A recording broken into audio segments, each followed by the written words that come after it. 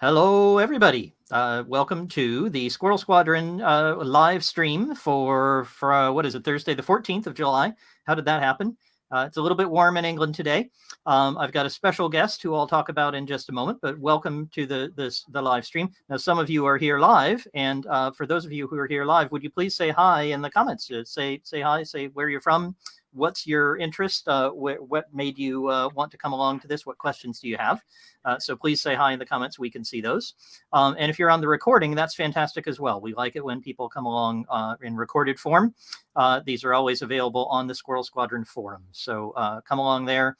You can't ask questions live, but you can ask questions on the forum, and I answer quickly, and lots of other people then disagree with me. So that's very healthy. Hey, it's Katja. Hallelujah. Great. Nice to have you. Good vibes. I agree.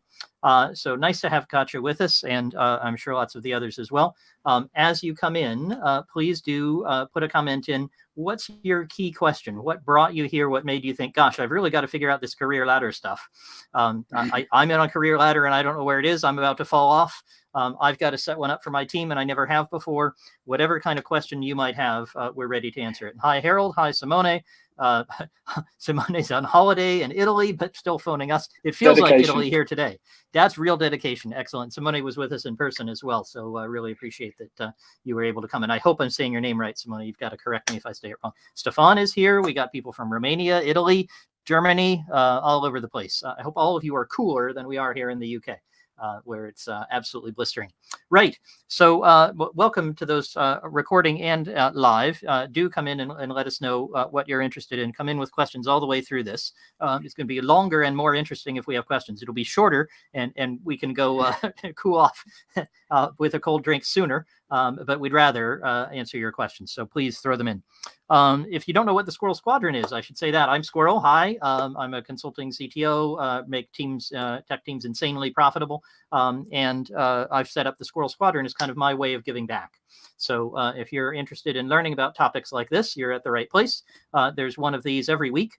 And very interested in looking at your questions, your topics, things you're interested in. So do let me know about those so I can set them up. There are some Zoom calls. There are some live events. There are some that are live streams like this, lots of different things. And there's the Squirrel Squadron forum, which I mentioned before. So that's a place for writing in your questions and comments and so on. I put new content there and new ideas. We get into very interesting debates. I was having one with John Topper, the sort of London's system admin DevOps guru. So we're having a great discussion with him about what no code and low code was. So all this stuff is happening. The squadron is taking off and doing all kinds of things. We're just about to pass 500 people in it. So looking for 1,000 by the end of the year. Looking forward to seeing more people at those. The next two events, by the way, are telling stories to your boss about how to manage upward and knee-jerk no. What happens when the engineers just say, no, no, no? What do you do? So 2 events coming up like that just in the next couple weeks. Right. And we have, oh my gosh, look at all these people. We've got Eliza. Hi. Eliza's from biotech in the UK. Katja, who's in Germany and fintech. Enrique, who's doing career assessments. And Sanjeev, of course, who's always with us and with fantastic questions. So we have a whole bunch of questions here we can get started with. But I better say who's with me. So I've just been referring to saying hi, commiserating with Jonny about the weather. That's not what he's here for. This is Jonny Burch. And everybody, Jonny is kind of the designer's designer. I think of Jonny as the person I go to whenever I have any kind of question about design. And it turns out he also knows a heck of a lot about helping people grow their careers, which is what he's going to talk about. Because after Jonny and I worked together at a fabulous company called Osper, doing debit cards for kids, you have to pick them up so that they could type in the numbers in the pin pad. So after we worked together there, Jonny went on. Where did he go? He went to Deliveroo, was it? Deliveroo next, yeah. Yep. Yeah. So fantastic design, just amazing results at both places. And then you started Progression. Tell us more. What's Progression? Where did it come from? How's it doing? Thanks, Squirrel. Awesome introduction. I'll start at Deliveroo, actually, because that is the origin story. So at Osper, I was design lead, although design lead of a team of, for most of my time, 1. You led it really well, though. We had amazing design, so don't do yourself down. Exactly, yeah. But I would definitely call myself an individual contributor, or I was doing the design work myself. When I moved to Deliveroo, I very quickly moved into a design manager role. And Deliveroo itself I was the 150th employee because I checked on my payslip. And when I left, there were about 2,000 employees at the company. So that was about 2.5 years. So A pretty little bit quick of growth. Yes. Yeah, exactly. In fact, I got interviewed at an office that we hadn't moved into yet. And then I worked my 2 months notice or whatever it was. By the time I moved in, we were too big for it. And I ended up working in 6 different offices in about 2.5 years. So it was a real rocket ship at the time. And we built a lot of the sort of formative parts of progression of Deliveroo. There was no iOS app or Android app when I joined. It was just a website. There were no pictures of restaurants. It was a pretty extraordinary early version. But one of the things that I suddenly realized I had to do was manage people. And the design and related disciplines, so design, research, content team went to about 40 people during my time there. And I was looking after all of the consumer products, and actually the growth team that ended up building Deliveroo Plus and things like that. But actually as part of that, managing, I think at my most, about 9 designers, having never managed anyone before. Real baptism of fire. Anyone that has moved from IC to management will know this. And one of the questions that was often asked, or related versions of, was when I joined and when others joined, there was really no leveling. Everyone was a product designer or one design manager, and then a head of design. So that was it. And, everyone was like, oh, well, I'm just a product designer. We're all in it together. And then suddenly you have to hire more senior people, and you have to attract people from ever increasing company sizes. And sometimes they want a certain title, and you want to reflect the different levels of seniority within that. So people understand that this person has been around the block a few times and this person is a little bit newer. So suddenly, I'm curious, Jonny, when did this start to happen? So it wasn't when it was just you and you were kind of in the new office that had suddenly exploded. Yeah, it happened by the time you had 9. So where in between did you say, oh, wait, man, well, there's enough here? Yeah, I was the 4th designer on the team.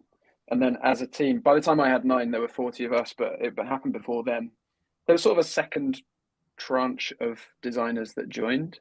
There was probably, I don't know, around the sort of 7, 8 designer mark, I would have guessed. That's where I would have guessed, yep. Because the standard thing, and I imagine you, Jonny, you know this, but listeners may or may not, I'm going to give everybody 1/4 of an MBA now. When you go get a Master's of Business Administration, one of the main things they pound into your head is that when you have 6 or more people, you need to start having a structure underneath you. And that's when you need this kind of stuff. You need to start thinking about it. When it's 4 or 5 of you, you don't need it. So that seems about right. And there's definitely an inflection point, and we can definitely talk about that in depth. There is a point where it feels like too much admin, too much bureaucracy, we don't need to be having these conversations yet. We're like a tiny team and we don't have product market fit and we're just hustling. We just need to do the work. And then there's a point where suddenly these things matter. And, someone, for all sorts of reasons, for the individuals involved, they care about what's next for them.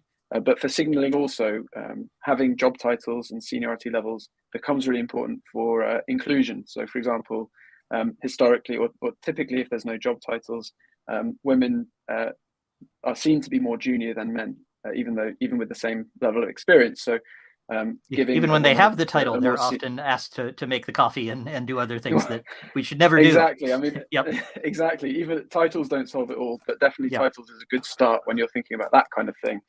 Anyway, so we to cut a long story slightly shorter, we ended up as a team realizing that we needed to have a little bit more structure around this, and we couldn't just decide people's titles, because then they'd ask, well, what do I need to do next? Why is that person more senior than me? Why am I not a manager? I thought that was what I was going to do next. You just hired a manager for my team, or I need to know. Broadly, there were all questions which led to why am I here and not somewhere else?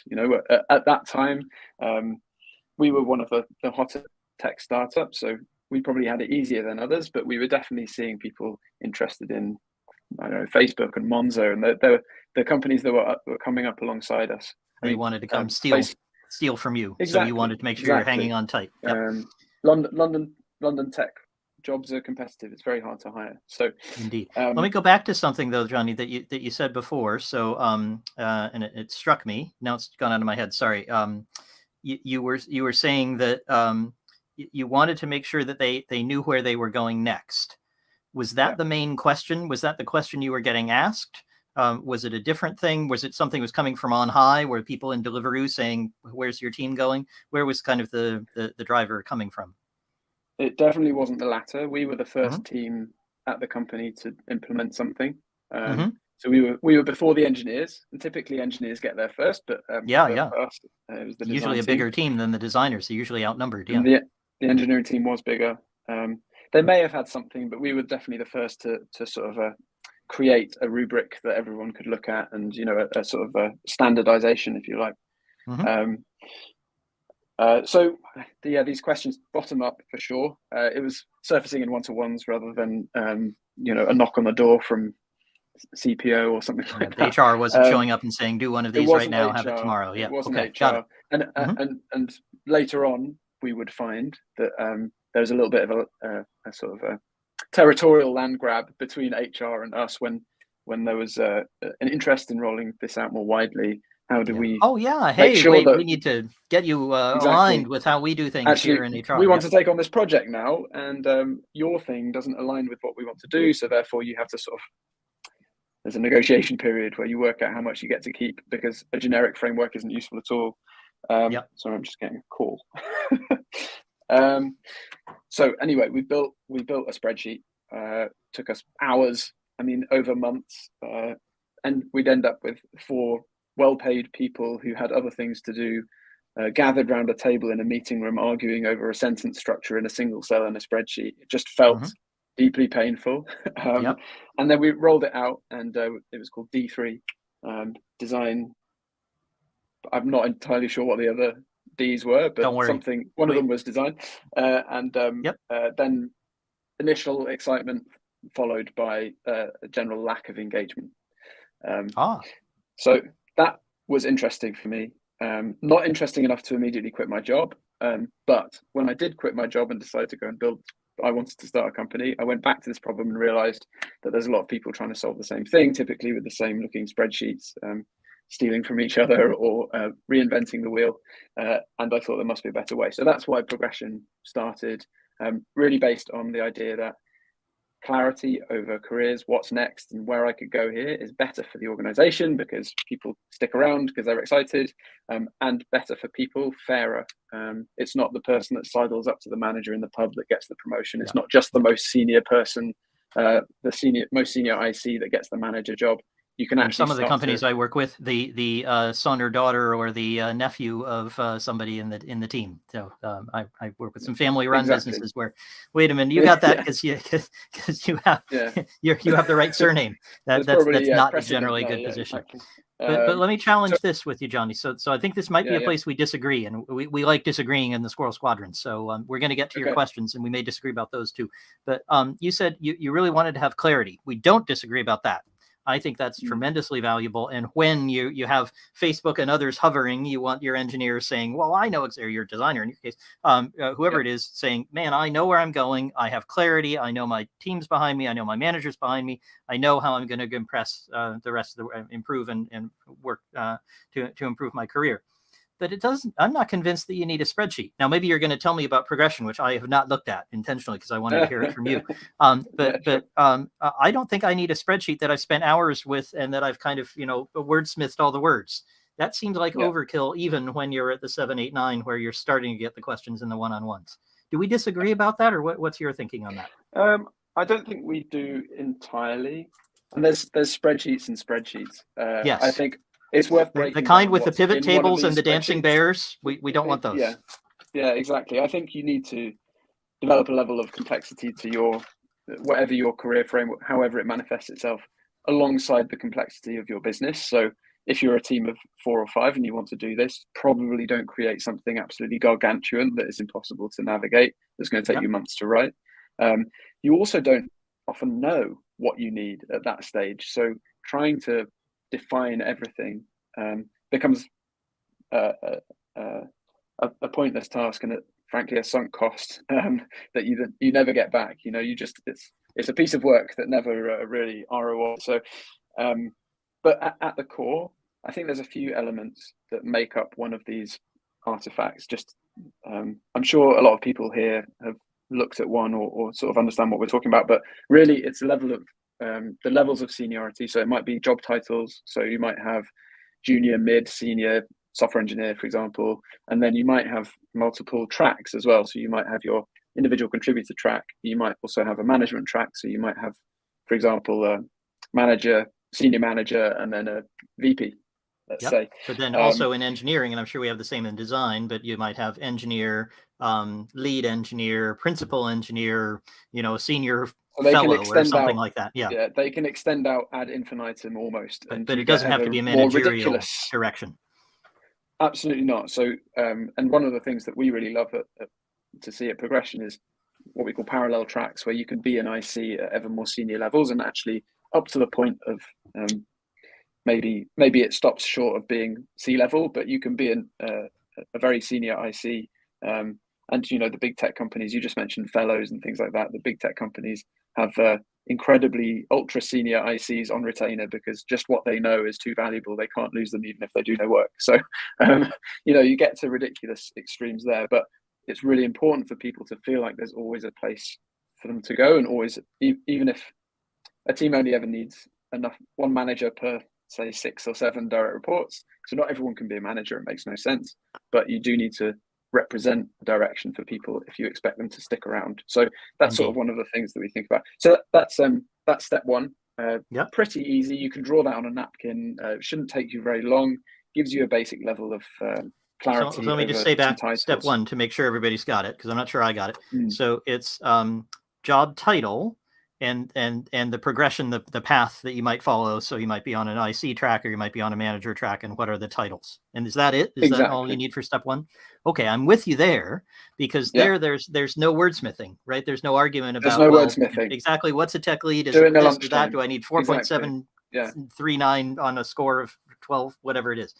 Great. Okay, so you and I are aligned on that, because often people don't have even that basic level, and they come to me and they say, I need a 47 dimensional cube that will show me all the different ways of slicing. I say, do you know what the titles are?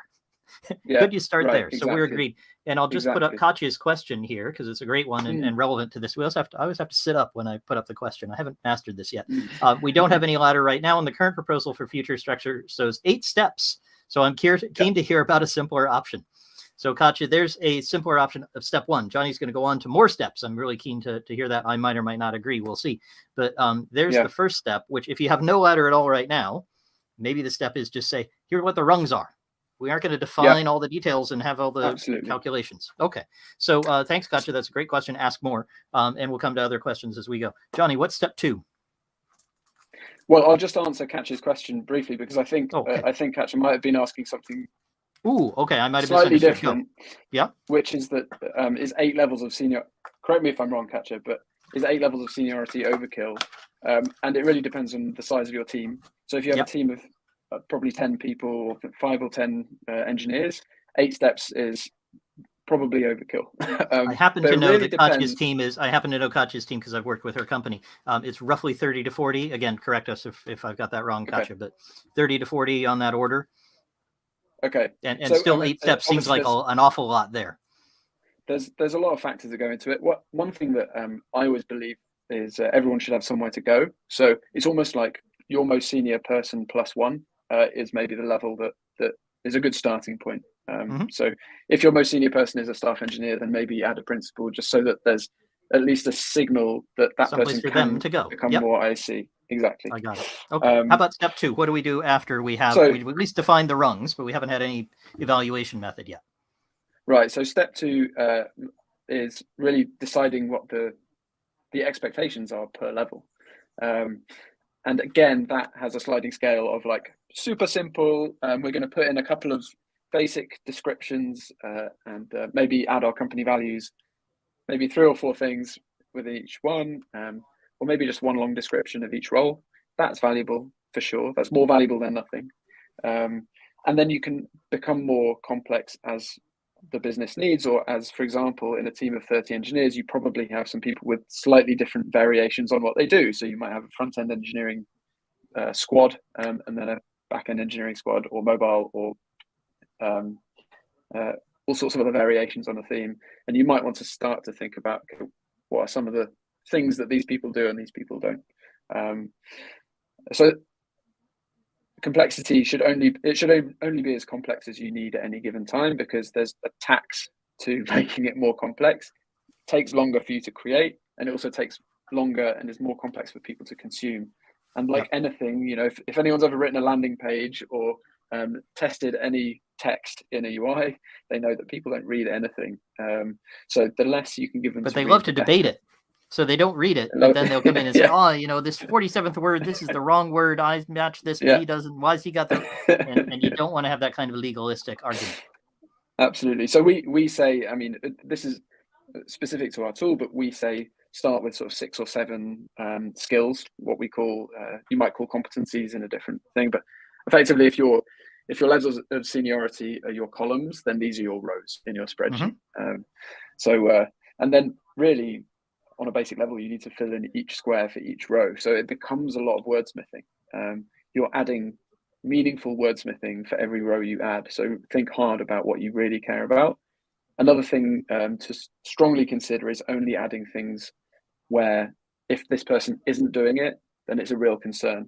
So it's really tempting to add every little possible thing that someone could do in their job, or every possible way in which they could demonstrate their level of seniority. I'd be really careful about adding too much, because then you start to, you're adding more complexity, more work for yourself, most importantly. And the more work you add, the less likely it is to even ship. But also you're going to start to add more variables and questions from people in the team, like, oh, well, I'm not doing this. Does this still mean, what do I actually need to be doing here? And this is where I run into challenges. And I think we might agree here, Jonny. I'm not sure, but I'll be happy if we disagree too.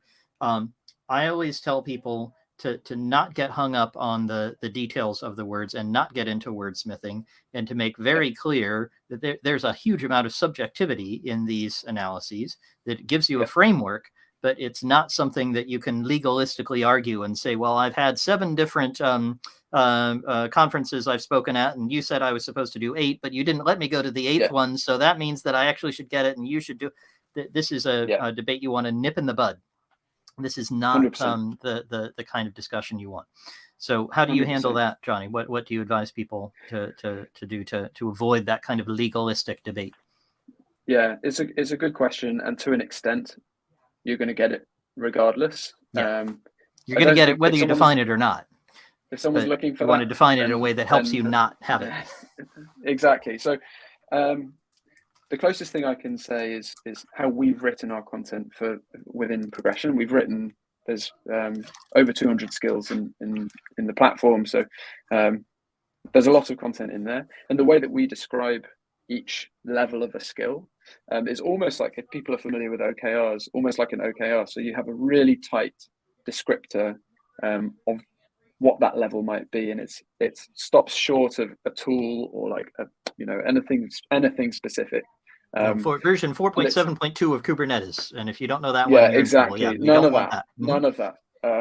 Nothing that will age badly. So obviously, you're gonna have to update that version number. But also nothing that really excludes some people. Like if someone could be achieving that level without using that version of Kubernetes, then you shouldn't add it, because that's going to exclude them. So maybe we should get rid of Kubernetes altogether. I think we probably should. So that would be great. As a designer, I'm probably in the wrong live stream to talk about that. But I'm not expecting you to discuss that one, but there'd be design equivalents, for version 7.9.2 of Figma.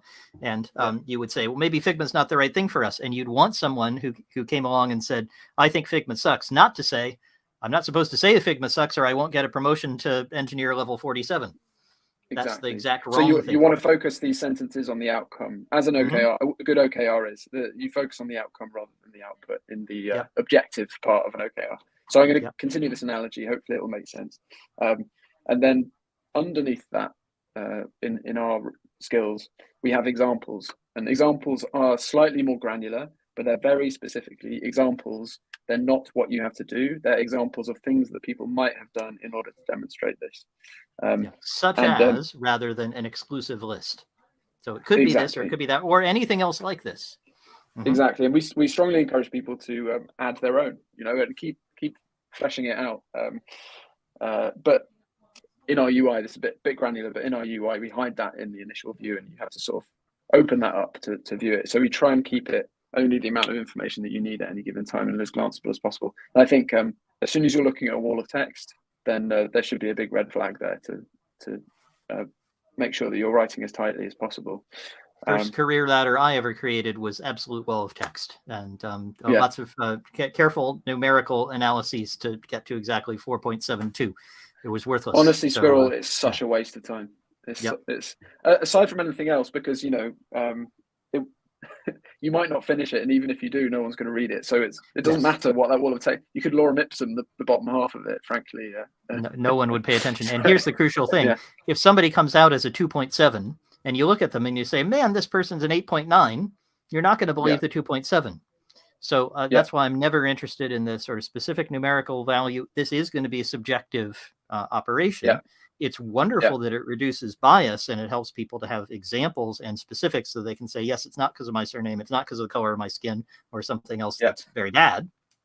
But it's always going to be a subjective operation. So if you're trying for precision, and us engineers, I think you designers might be a little better at this than us black and white 0 and 1 engineers. But we're always looking for definiteness. We want to prove a theorem that says this person is definitely a staff engineer. Absolutely. Can't prove any theorems. That doesn't work. Yeah. Okay. No, is there a third step? Because you've told us about steps 1 and 2. Are we done, or do we need to do more? Step 3 is go and do step 1 and 2 again every so often. Yes. That's what I was hoping you would say. Fantastic. I see this as a product. When you start this, it needs a roadmap and it needs to be maintained. It can't just be something. And most importantly, more importantly than update it when your opinion changes, it needs to be supported. However if you only look at it every 6 months at review time or every year at review time, it's not serving its purpose at all. Exactly. As a manager, if you never open it, then no one else will. You need to make it really clear that it's what you believe in it and it's what you care about and it's what you're using. And then you'll get way more attention paid to it when you're not around. And the real value of writing something down rather than just having it in your head is it's objective. It's no longer you. And actually, if you co-create, in fact, there was a step 3 because I would strongly recommend that you show the team and go through the RFP process. Make sure that everyone feels comfortable with it before you put them on it. As soon as you've put them on it, then it becomes very much about I'm only reading my role and working out whether I am here and why am I not here and so on. Whereas you I'll want contest them anything that I'm not doing. So make it a collaborative process from the start. Do the sort of whiteboarding or virtual whiteboarding exercise of what are our skills, like what do we care about in this team, all of this kind of stuff at a high level early on, and take people on that journey, and then socialize it once it's out. Frankly, it's one of the hardest things to do if you've done it manually in a spreadsheet. You've got to suddenly build all of these clones of it, or you've got to work out some hack of actually getting data into it. And one of the biggest issues is, as an employee, I can't see myself on it. I can only see the static spreadsheet that's gathering dust often. So one of the things progression aims to solve is effectively it gives you that other side of the coin. It gives you, if this career ladder is a map, then it tells you where you are on it a little bit more. You can see yourself moving around. Hey, I'm moving down. I'm moving south. I should be moving north. What's happening? Exactly. Jonny, is it all right if we take some questions? Because we've got a huge number here. Everybody's really responding, which I appreciate. So I'm just going to grab a couple here. Eliza, I think, had the first one. It's really interesting. So Eliza's used to an academic world, or rather her people are used to academic. I happen to know that Eliza's in biotech. So these are people who have been in labs working with professors and getting grades and things like that. And suddenly they turn up in this high growth, high pressure startup that Eliza's in. I wonder, Jonny, what do you think about helping somebody who's used to having grades and probably really would like to be a 4.72, because then they could really manipulate the numbers in the way they're used to, manipulating the mouse models in the lab. What do we do with them? How do we help them see this is a subjective measure? It's going to help you, but it's not like a grade. Yes, that's a good question. I don't have that much experience in academia, but I'll draw some assumptions based on what you said, Squirrel, around things being sort of more quantifiable, I suppose, and more you can make make more progress against the scale. I don't know. Yep. What's interesting, one interesting thing about working in a real world setting and in an office or wherever you are is there's a big emphasis on what traditionally would have been called soft skills. I don't like that phrase, but the things that a friend of mine says they're not soft skills. They're really freaking. He uses a different word, hard skills. They're so hard. They're really difficult. So hard to learn, yes. Hard to measure, hard to work out whether you're doing it. Often people won't tell you if you're not. There's no way to really know. They're the hardest things to quantify and measure within a progression framework, and lots of different opinions about how they're done, and lots of personal styles. So you can be different but the same. If you're thinking about something like communication, people have different communication styles. There might be someone who's quiet, thoughtful, listens, and then has this incredible sort of quiet persuasiveness, and someone else who's incredibly impressive as a presenter. They might achieve the same ends. So that's one example, but that litany of what we call human skills at progression is a very important thing to learn how to build. And as a manager, I would put a lot of emphasis on talking about and socializing, especially with people that are less used to working in that environment. And I would make sure that, however hard it is to define, that you add a bunch of that stuff into a progression framework. What you don't want is for it to end up being like a list of hard skills, a list of and hoops to jump through. Oh yeah, exactly. I need to make sure I have 7 of these and collect six stars, and it's almost like a video game. Yeah, I need 6 stars and 6 hoops and 7 medals, and then I win the high score of the day, and I get a promotion. What you don't doesn't work like that. Exactly. We'll never ship a promotion button in progression. That's not really sort of how things work. And a lot of this is about conversation. I think someone who's new to a workplace in particular, and new to the idea that actually some of this stuff is a little bit more woolly and hard to define. I'm afraid there's no tool that can really or artifact that can support that as well as a good manager. So I would just lean on that heavily and make sure that what you're talking about is reflected accurately in whatever you create. And that's a perfect lead into what I wanted to add there, because I completely agree with all that Jonny just said, and I'll add a technique, which, Eliza, I've coached you and worked with you, so you might remember this technique. Others might not have heard it. In order to know about this technique, you either have to have seen in pictures or you actually have to experience a thing called a record player. It's this ancient thing. And actually, if you wanted to make music, you got this flat vinyl thing and you put it on something and it went around and around. And the thing about these is that, unfortunately, they could get scratched. And unlike a CD, which would kind of have error recovery, the error recovery was for it just to go around and keep playing the same thing over and over again. But this is actually really useful. This is called the broken record technique. So the thing I would strongly urge Eliza and others to do in this kind of situation where people aren't, you're concerned they might not really get the framework that you're putting together, is you have to be a broken record. And what you might be saying is, remember we talked about the human skills. We talked about the 3 that are very important to us. You're doing great on number 1, number 2, and number 3. I'm not seeing the results I want. And then next week you say, number 2, you're doing better on that one. But man, your communication is still below where it should be. Yeah. And the way you know whether you're doing the broken record right or not, whether you've done it enough, because you have to say it an awful lot in a lot of different media. You have to do it in chat and in stand-ups and in one-on-ones and in company meetings and lots of places. You always have to be bringing it up until the point where somebody says, Eliza, don't say communication again. I know you're going to say communication. I know I'm bad at communication. I'm really trying to improve it, but please don't say communication again. Because that's when they know they've heard it enough that they're kind of building a little model of Eliza saying communicate, and then they've got it. So that's a technique I find very helpful for getting one of these home. The problem is that people don't really recognize how much they have to say it, which is why I use the broken record analogy. Well, and that's true, not just in this. I'm a CEO now, and I'm leading a team for the first time, and it's a disparate team full of people that of the types that I've never managed before. I don't know what half the people do in any detail. Like, I've never managed people that do that before. And more and more I realize that, and actually this is common advice that you don't listen to until you've been burned by not doing it, but you just say the 2 or 3 things that you care about over and over again, and you just say, and it's feels awkward and boring because people have heard it before, but you just sort of and you've heard it before. Why do I have to say it? I've heard it so many times before. I'm sick of saying it, but they haven't. So you need to hear it coming back to you. I'm still not good enough at that. So that's a separate coaching session, probably, Squirrel. Yes, indeed. Katya says, broken record. Yes, you've got the right phrase. Eliza, I hope that's helpful. Feel free to ask more questions there. Let's see. So Sanjeev asks a long question. I would have to sit on a stack of books to do this one. I'll read it out. Do you need a long-term plan for career progression for your team, i.e. succession planning, etc.? Is there value to this approach, or do you let them just evolve? So I have a strong view here, but I'm curious what you think, Jonny.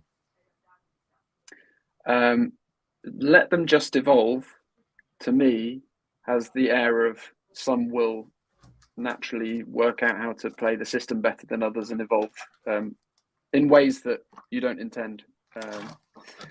So I would err on the side of where you do have a strong opinion, making that clear. I would err on the side of a little bit more structure.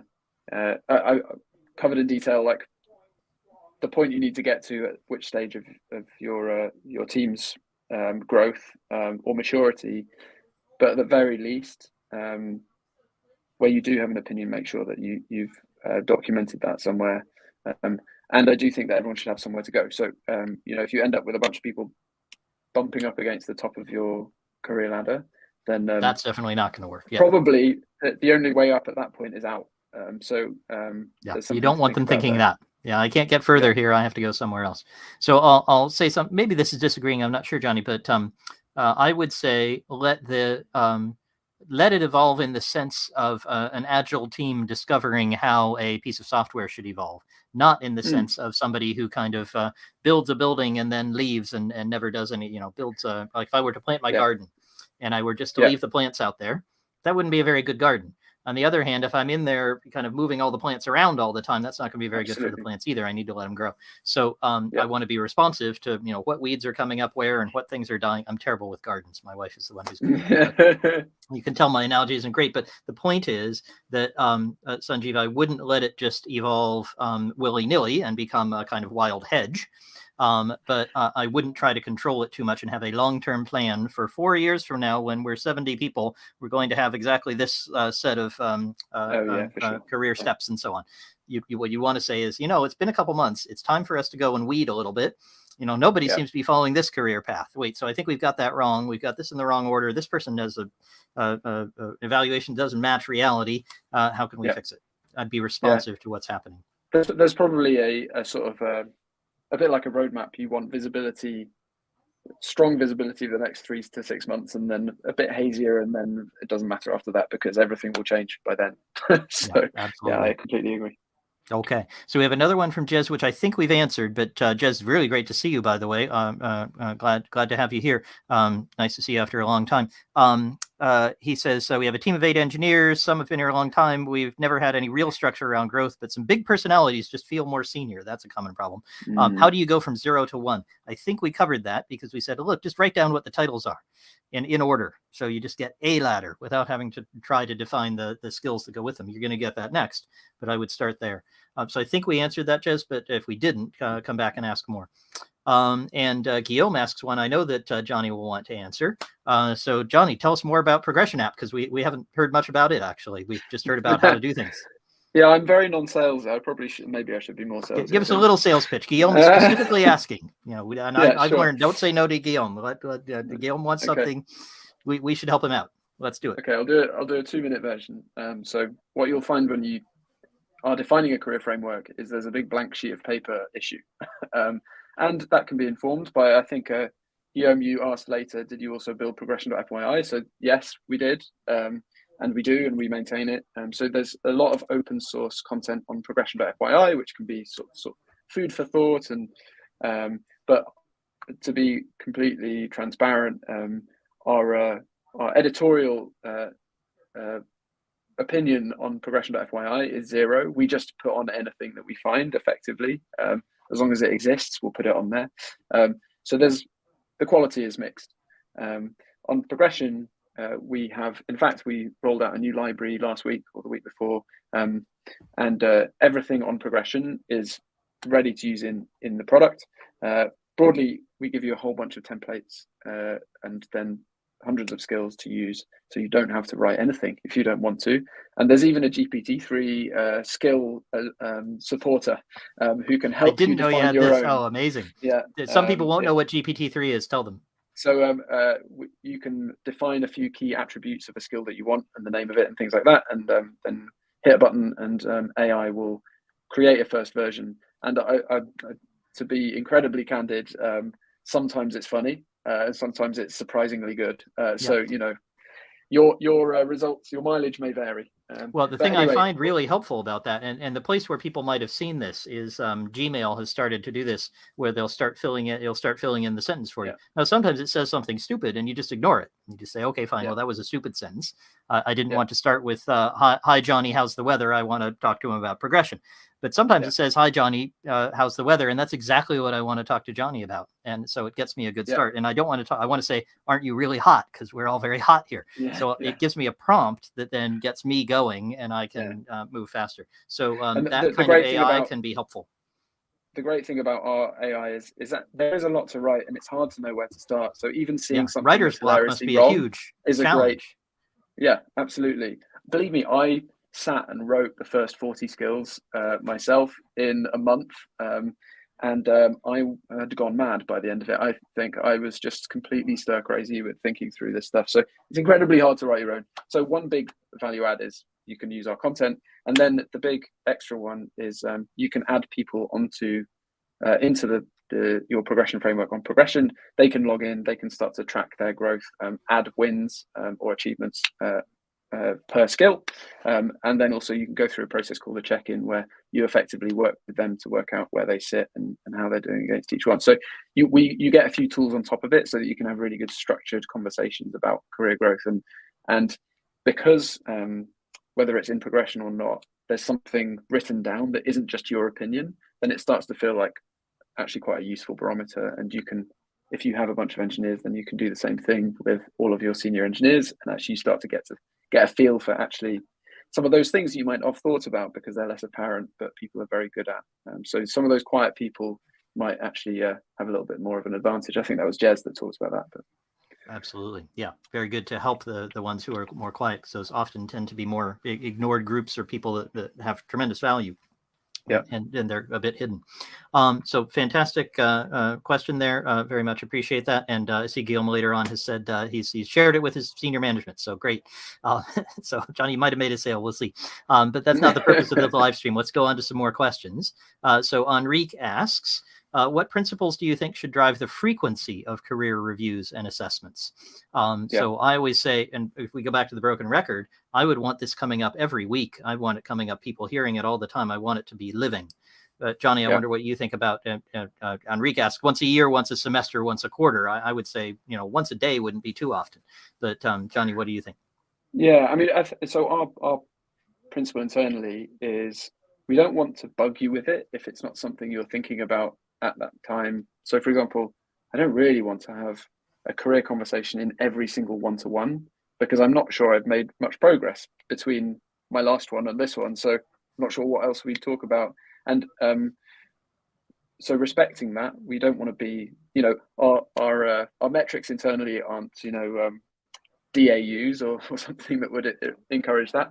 That said, we think that data about your progression should be readily available as often as it is, by which I mean, if you're an engineer and, for example, a big pull request that you work really hard on and is a big feature that you're particularly proud of, that might happen one week, and that should represent something that you're proud of. And one of the big issues that we see with things like performance reviews that happen annually or biannually is I can't remember what I worked on last month. And so your manager can't either. I'm going back through my calendar being like, oh, I suppose I did that. But you can't really remember whether it was good or not. And no one's giving you feedback. And suddenly you're like trying to scrape something together. You can't advocate for yourself. Your manager who wants to give you a promotion can't advocate to the person who's got to decide that. So more frequent input data is really useful. talking about it constantly, it sounds quite tiring. So but I would make it a natural part of your conversation, which is the point of the broken record. So you hear somebody, maybe in Eliza's case, she's got a lab engineer who did a particularly good report that the senior management understood.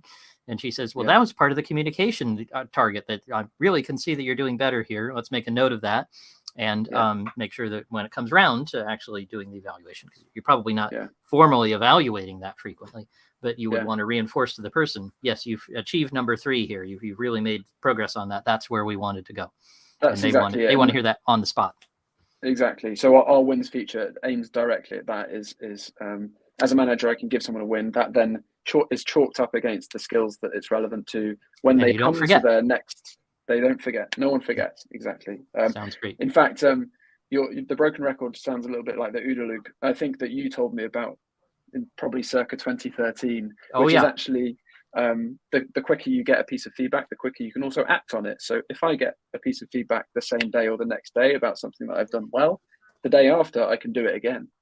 So there's actually like a compounding acceleration of my personal development if I'm getting more regular feedback. And one of the things that we're working on, we haven't shipped anything towards it quite yet, but it's really important for us, is working out exactly what constitutes growth. How can we pull all of that in? How can we make sure that anytime you're doing something that is worthy of that growth, that's recognized and that you hear about it, so then you can make these small adjustments regularly rather than finding out a year later whether you're better than you were the year before, which is just a sucky experience. There you go. I've put OODA loop on the screen just so people can look it up if they want to read about fighter jets, which is where this came from. Turns out if you want to build a fighter jet that works really well, make it out of glass. So it looks like Wonder Woman's fighter jet. Anyway, you can read about that if you want to. But I want to get on to another great question from Katya here. She asks, and hey, Jonny, we're getting questions. This isn't a sales discussion, but let's let you tell things about progression. She wants to know, how's it integrate? So if you want to work on it with something else that helps you give people feedback, how do you do that? This is I can answer this quickly. We do integrate with pretty much any HR tool through I can't remember the protocol. Someone can tell me the protocol, but there's a standard protocol for all of this stuff for directory sync effectively. So in terms of onboarding and offboarding your staff, you can do that. Active Directory, maybe? I'm not sure if that's what you're thinking of. It might be something possibly. else. Don't worry. And things like SSO as well, we support all of that. So if you're using Okta, for example, or Google SSO, you don't have to memorize passwords to get in and that kind of thing. Great. Yeah, exactly. In terms of deeper integrations, pulling in things from your HR tools like feedback and performance type stuff, all on the roadmap, not quite there yet.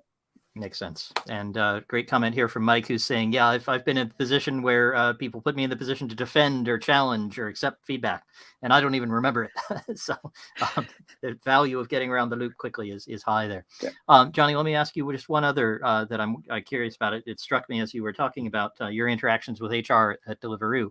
I wonder if there are limitations or controls or things that you've hit where you can't use certain language. So, I've had people say, you're sick too often, or something like that on an evaluation. And I have to say, no, wait, you can't say that. We're going to get in trouble. Yeah. Legal's going to come and find us. And I wonder if you're hitting any of that, if there's any hints or tips for kind of avoiding stuff which you might naturally say, but which you don't want in the framework. Don't be ill is going to get you in trouble, not to mention isn't what you want to say. Yeah. So we, for user-generated content, so for comments that people write about other people in the platform, we have less control over that, obviously. But for our content, things written into the frameworks, we do care a lot about that.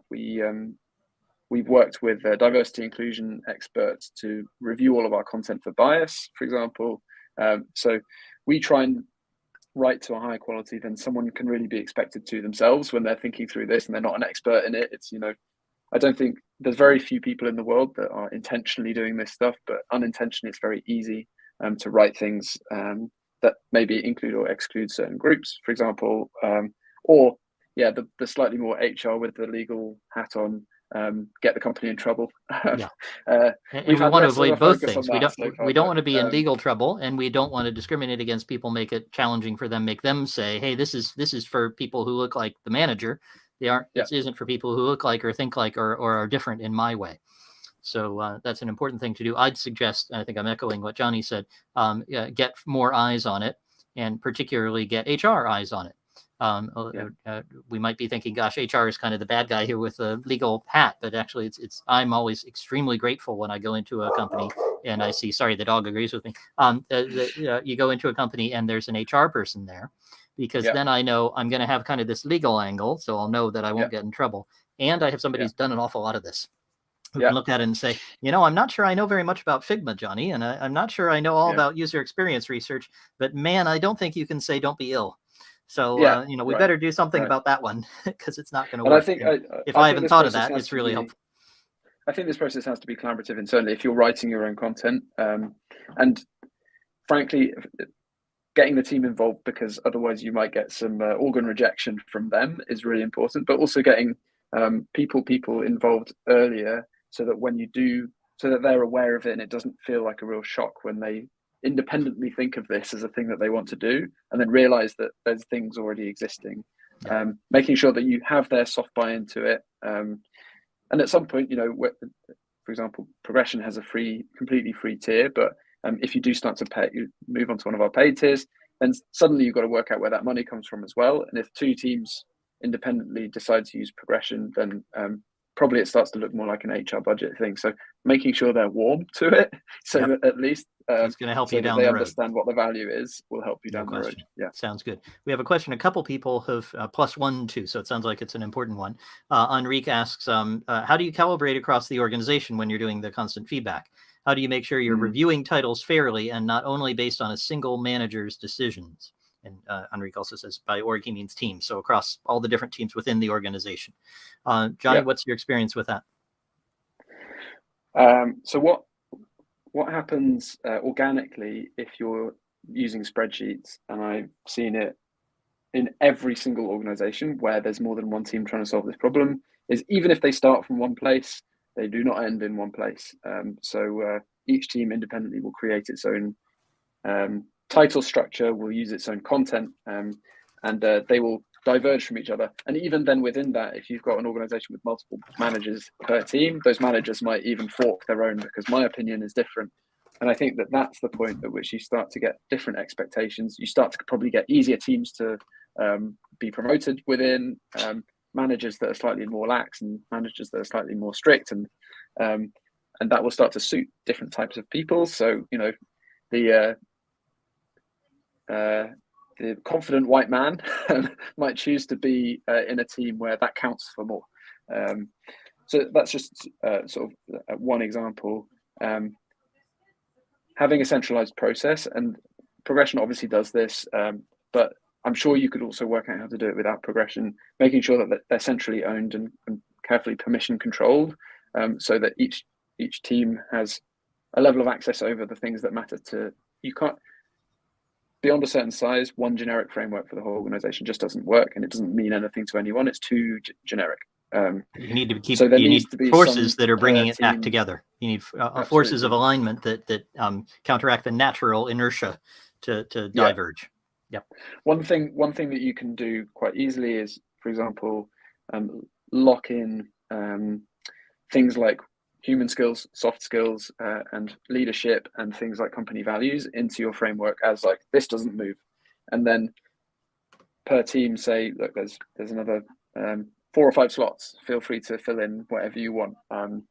But then what I would say is that you need a discussion mechanism so that there's some review and some collaboration. Somebody says, oh, I like that one. Of course. I'm going to use that one that will look like mine. And then there tends to be a convergent stream that combats the divergent tendency.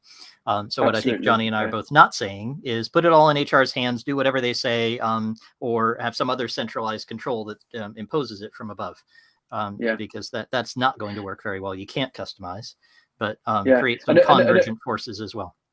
Yeah, a good HR team don't want to do that either. No, honestly, they want to give it to the teams that are going to use it and that care about it. And what they care about is actually just making sure that there's some semblance of control over it.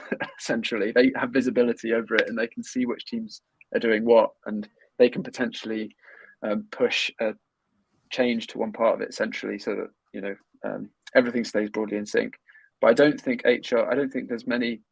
You get learning development folks within HR or people teams for whom that is they might be tasked with that for a quarter to roll it out company wide. But they don't want to run it in detail for every team all the time because their brains would explode too. The ones that do are probably doing it for the first time. Then they don't realize what they're getting themselves in for. Yeah. Makes sense. Jonny, I think we have to go soon. Tell me, where can people find you? We said progression.fyi. Where do they find the app itself? Progressionapp.com is the app. And then you can find us on Twitter, Progression App, and me on Twitter, Jonny Burch. Fantastic. So they're the only interesting things. Yeah. All kinds of interesting things, and very grateful to Jonny for coming along, and grateful to all of you for fantastic questions. We're not going to get to everything here, and I think there were more questions we didn't come to. We'll have a further discussion of this on the Squirrel Squadron forum. So come on there. You'll get an announcement later with the forum post to look at. Jonny, I'm sure will come along and answer questions. Thank you, Jonny. I'll be there, and I'm always answering questions on the forum and getting into scraps and debates and so on. So come along there, ask more questions about this topic, ask for examples and so on. We really appreciated all the great questions here, and especially for those on the recording, come along to the forum and discuss then. And don't forget, of course, there's an event next week on telling stories to your boss, and the one after that on knee-jerk no. So what happens when your engineering team just says no to everything? So we're going to be dealing with those problems soon, and there's lots more on the forum and lots more to discuss. So thank you so much, everybody. Thanks, Jonny, and we'll see you again next time. Have a wonderful day. Thanks all.